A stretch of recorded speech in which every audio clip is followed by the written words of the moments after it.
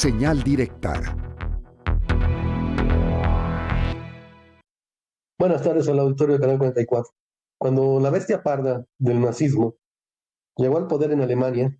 diversos sectores políticos y económicos de Estados Unidos, de Gran Bretaña, de Francia y de otros países europeos los vieron con muchas simpatías. No solo veían en el nazismo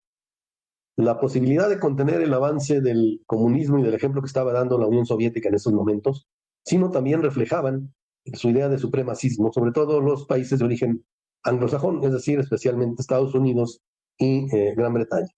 De esta manera se convirtieron en los valedores, en los sostenedores, en los promotores del nazismo alemán y posteriormente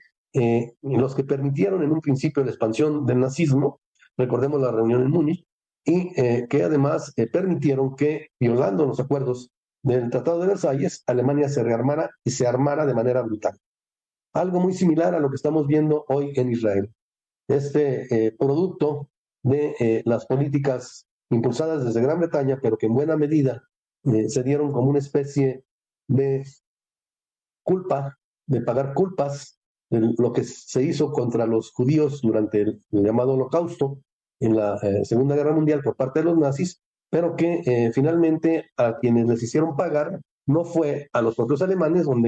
incluso en algún momento el sionismo, que no es un concepto originario de los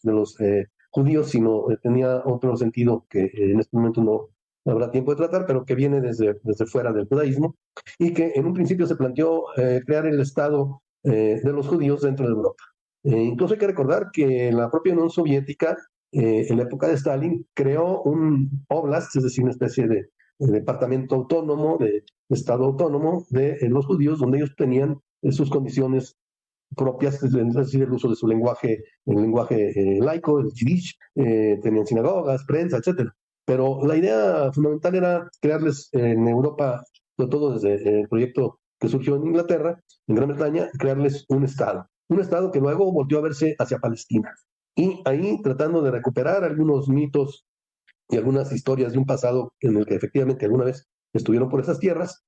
compartiéndolas con sus habitantes originarios, los palestinos, los árabes de la región, pues en este caso, decíamos, se consideró que había que crear ahí este país. Y las Naciones Unidas acordó que Palestina sería dividida prácticamente con un 60% del territorio para los judíos que fueran a vivir ahí, lo que se conocía ya como el Estado de Israel, y el otro 40% sería el Estado palestino, algo que nunca se ha cumplido. Sin embargo, lo que hay que destacar es que fue víctima el pueblo palestino de un verdadero holocausto y una violencia brutal para ir arrasando, ir acabando, irse apoderando del resto, no solo del territorio inicial, sino del resto del territorio. Y hoy vemos cómo este intento de desaparecer al pueblo palestino, este genocidio, se ha expresado el martes en un bombardeo brutal sobre un hospital que ha producido una cantidad muy alta de muertos,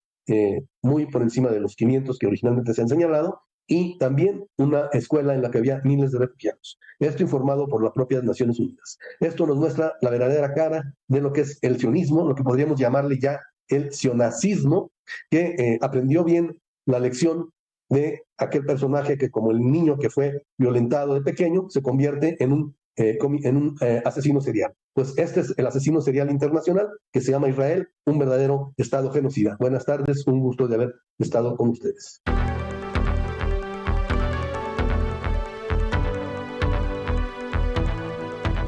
Señal directa.